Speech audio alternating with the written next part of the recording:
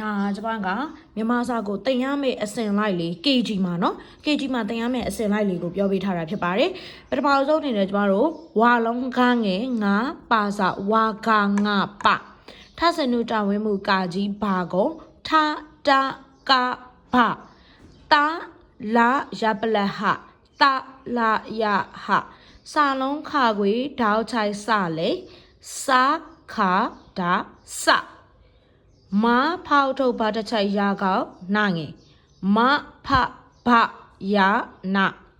ဇာခွဲဓာတွေအာညဇ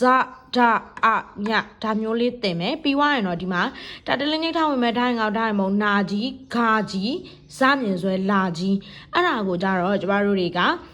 အခေယနာမည်သင်မယ်ဆွဲသားနီးသင်မယ်အတန်သင်မယ်ရေးတာသင်စရာမလိုပါဘူးနော်ဒီနံပါတ်9အကြောင်းမှာရေးထားတဲ့စလုံးလေးတွေကကျမတို့တင်စရာမလို